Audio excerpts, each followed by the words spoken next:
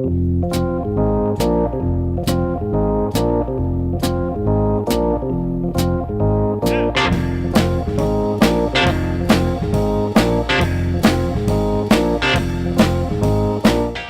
to the Two Blokes Chatting radio show on 94.7 The Pulse.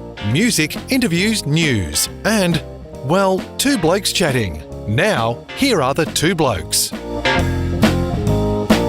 We've been talking to a lot of artists. Now we're going behind the scenes music promoter and author of great things in music, Stuart Coupe. Good morning and welcome to the Two Blokes Chatting radio show. Good morning to you both. Sorry about that. We got a bit carried away with Bob Seger. He's still going on in the background there, but it's all about good. 5.5 minutes, and there's not too many songs that were 5.5 minutes. In fact, in the old days, there wasn't too many that went past 3 minutes. They were short, sharp, and right between the eyes, but we loved them all, and you have been a great student of this great Australian music industry. Music's pretty cool, Stuart. When did you first fall in love with it? When I was about 12, the first single I ever bought, which I still have, when I saved up $1.25, I think they were in those days. We must be about the same vintage, I reckon. Yeah, it was Friday on My Mind by the Easy Beats, which I still think is one of the most exhilarating couple of minutes of pop rock and roll that I've ever heard, and I've heard it hundreds and hundreds and hundreds of times. Yeah. Now, that came out in 1966, so it would have only just been $1.25. Before that, it might have been 10 shillings.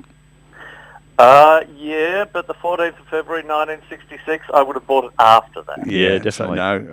So the reason we've got you on board, specifically, is because you've just released a book called Shake Some Action. We'll talk a bit about that, but having read the first half of the book, I haven't been had a chance to get through it. I'm up to Before Too Long, chapter 26 is the section I'm about to get into. You grew up in northern Tasmania. I grew up in Launceston, and I was there till I was at the age where I could go to university, and I was trying to work out where to go, and I did the sort of stuff you could do back in those days. I sat in the local library and read through the handbooks of all of the universities around Australia, and Flinders University had a reputation as being the most radical university in Australia at the time. People from some other universities might disagree, but it caught my attention, so I moved to Adelaide in 1976 and studied there for a couple of years, started a music magazine after becoming one of the editors of the university magazine. I started Roadrunner with my friend Donald Robertson and started freelancing for RAM magazine, which was, of course, based in Sydney. And then I was offered a job in Sydney, so I moved up here in August of 1978. And, Stuart, when you got into the writing at uni, how hard was it to focus on what you were supposed to be doing? It sounds like you got distracted. Did it create a completely different career path from what you went to Flinders to do? No, I didn't know why I went to Flinders. I went to Flinders because, I'd kind of done, what's now known as the HSC, which was matriculation in those days.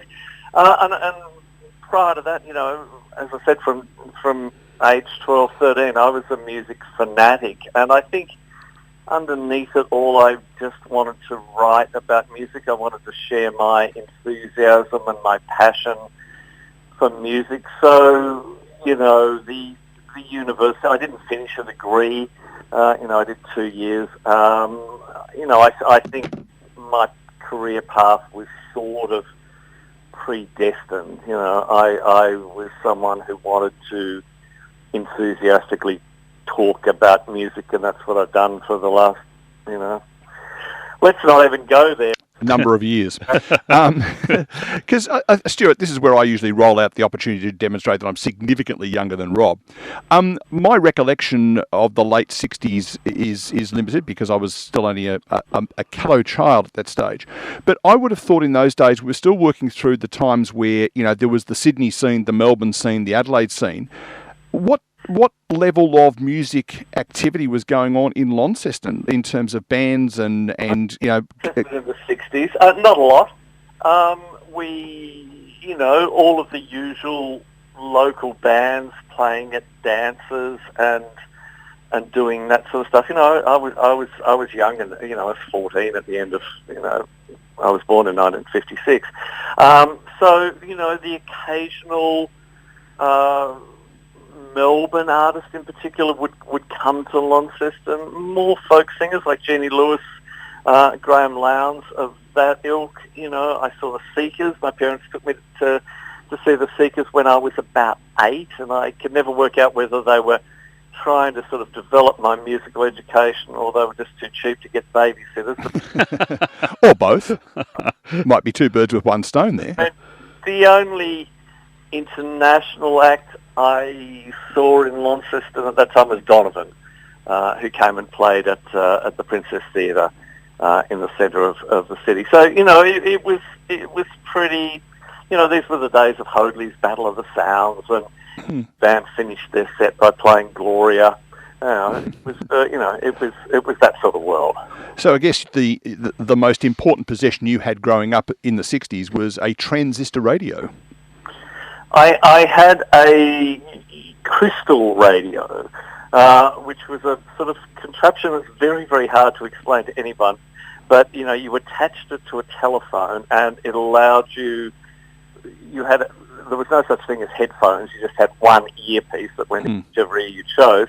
And, you know, that did enable me to listen to the ABC, particularly Chris Winter, with his show Room to Move, which was, you know, enormously influential for a young kid in Launceston. So, yeah, there was that. And, you know, Launceston had two pretty good radio stations, 7LA, which was a little bit more conservative, and 70X, which was more radical to the extent that, you know, they played Motown, you know, they played Jimi Hendrix, they played The Who, they played a whole lot of stuff that was pretty pivotal for me as a kid growing up. Oh, sorry, the time in your music life, did you dabble in it at all or wish to? Did you learn an instrument? Did you fancy yourself as a singer, or did you just know your spot was talking about it, writing about it? Yeah, I spent about 2 weeks trying to learn the mandolin, and I was incredibly unsuccessful at learning the mandolin in that 2-week period. You know, I listened to a lot, as I still do, of English, Scottish, and Irish folk music, and you know, the mandolin, obviously, a significant instrument in that world. But that was about it. You know, I never. You know, people always say that, you know, music writers are frustrated musicians and all that carry on. But I never had a, you know, I'd fantasize as a kid about being a rock star and all that, but I never really had any desire. I was too shy. You know, I didn't want to be in public. I didn't think I could sing. I'm pretty sure I can't sing. Not that that's, you know, ever stopped so many of the greatest that I've written. Hasn't stopped Rob. And I just never had any inclination to learn an instrument and play.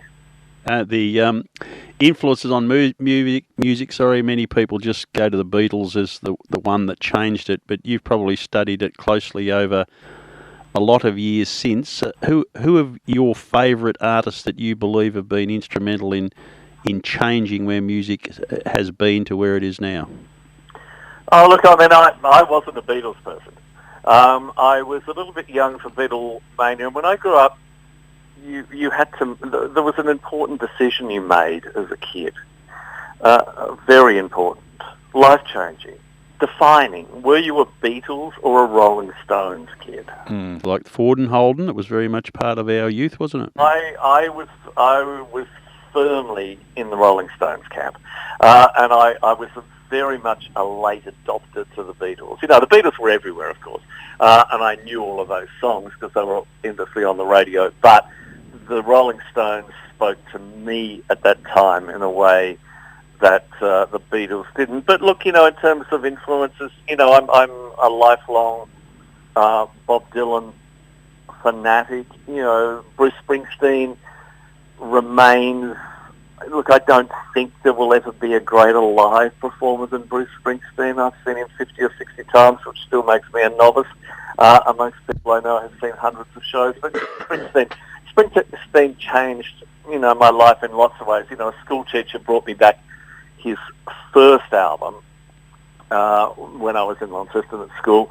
and I immersed myself in that. And it was interesting writing this book because I worked out that, you know, there were 9 years between when I first heard Bruce Springsteen and when I found myself literally sitting backstage with him at 3 o'clock in the morning in Paris after seeing a couple of shows on the River Tour. And I thought, God, what an astonishing 9 years that's been. And to dovetail back to my initial passion for music, I remember saying to Springsteen, I said, you know, is there any Australian song that you really love? And he didn't miss a beat, and he said, Friday on My Mind by the Easy Beats.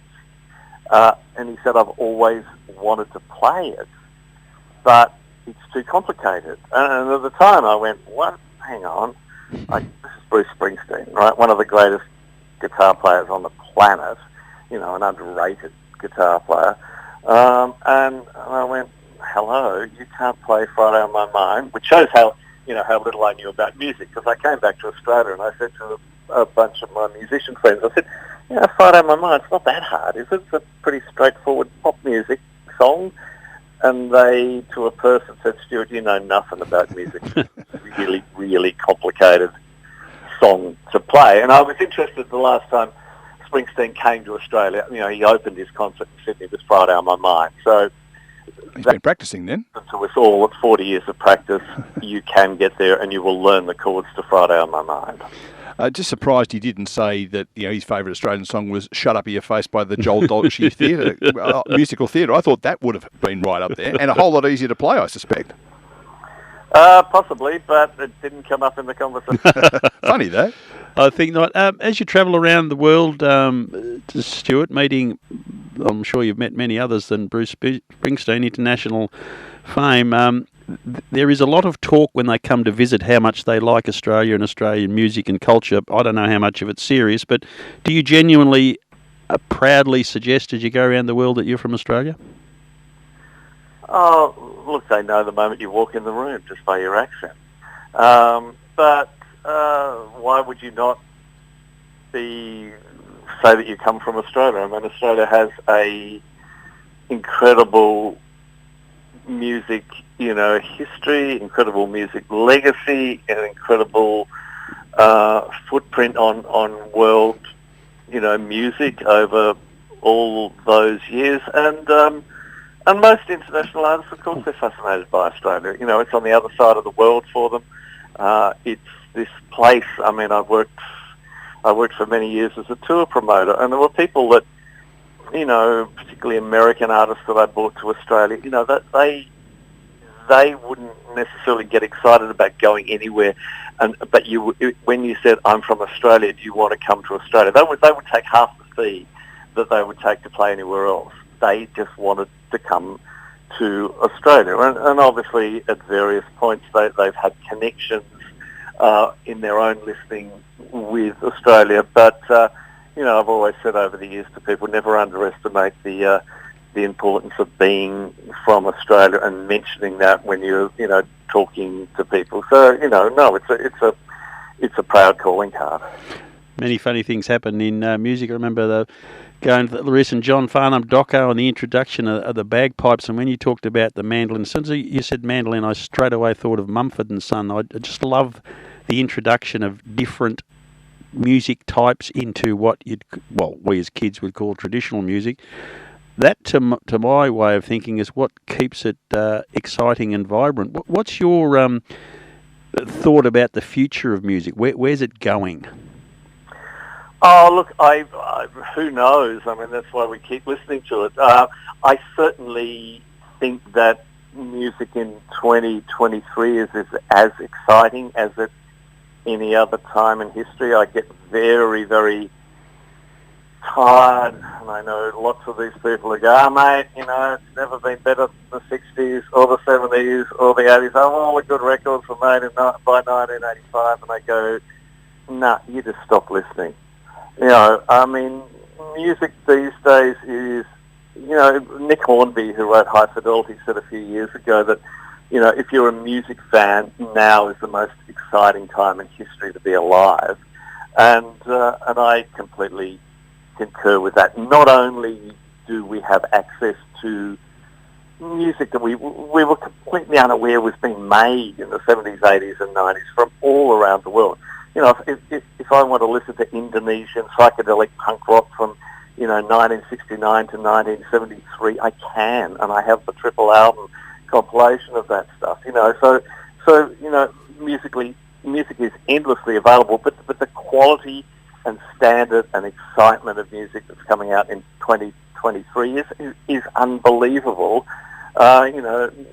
Barely a couple of days will go by without me hearing something where I get chills up and down my arms, and I go, who's that? Where did that come from? So, we can all have the debates about, how music's disseminated, how artists are not being, compensated enough for their intellectual copyright. That will be an ongoing discussion and an evolution, but in terms of creativity, it's the best of times. It's a wonderful time to be a fan of music. So we spoke earlier about the fact you've written this book. It is called Shake Some Action. As I said, I've read the first bit of it. And the part I'm up to is when you stopped exclusively being a journalist and started getting involved in the world of promotion and going around and doing some of the tour guide stuff. There have been, I think the thing that came through, that there's a lot of bands that you've been associated with that, may have been big in Sydney and we just never heard of them, but, suddenly out of it, Hoodoo Gurus pops out there in part of the conversation and Bruce Springsteen pops out in the conversation, but there's a whole stack of other bands that you've been associated with. It must have been really exciting times in the mid-70s going to Sydney and getting involved, much more involved than just being a spectator. Yeah, as I said, I came to Sydney late, 1978. 78, sorry, yeah. 1978. Look, I worked incredibly hard. I look back on it and I go, right place, right time. I managed Paul Kelly for almost a decade. Paul was the first interview I did when I was in Adelaide in 1977. I never intended to be a band manager. The Hoodoo Gurus approached me just asking me if I'd be a phone contact for them because they'd all had their phones disconnected by telecom, as it was in those days. And, I had no idea that within 12 months of that conversation, we'd be touring America. Our first tour of America, we did 42 shows in 44 days, and we're signed to A&M Records, Herb Albert's record label. And then, when I finished up working with the Hoodoo Gurus, Paul Kelly had made that infamous 13 hours on the bus from St Kilda to King's Cross, and, I had my office in King's Cross. And, he called up and said, do you want to have a beer? Do I have a bit of a chat? And so we did that, and 2 hours later I was Paul Kelly's manager. And, again, we cobbled together the money to make the Post album. His career was not exactly doing incredibly well at the time. Then we made Gossip, the double album, which had Before Too Long on it, Darling It Hurts, and suddenly we're signed to A&M Records again. We're touring North America with Crowded House. All of that stuff is happening, and I'm writing at the same time and doing all the other things I've always done. So it was and continues to be, incredibly exciting. I mean, writing this book, I look back and I went, okay, it's been all right, hasn't it? It's been... And your level of activity is still high. I don't know how you find the time to send me personally 5 emails every day with with bands and artists and so forth, including a band that we've kind of adopted here on the Two Blokes Chatting radio show, No Promises, down in South Gippsland. Janine and Eric doing some really, really good stuff down there. But every morning there's an enthusiastic email from Stuart telling me about somebody else I should know something about. You obviously haven't lost the passion for it. I started doing independent artist publicity again about 7 years ago. I mean, I did publicity work in the 80s. I worked with the Clash on their first tour and the Cramps and, a whole bunch of stuff. Didn't do it for many decades. And now I enjoy doing it because it's a way of using those contacts and, 45 years of being around the media and the music industry to help largely independent Australian artists who, in a lot of cases, they don't know or have the contacts to get their music to people like you, and to all of the media outlets that are important, and no promises. Yeah, one of those people that I work with. I only work with music I like. I only work with humans I like. But that's I kind of call that my day job. And I've done. I'm still on FBI radio in Sydney after 20 years. I've got a syndicated show out of 2SER called Dirt Music that goes to 75 stations around the country. In between it, Shake Some Action's my 14th book. I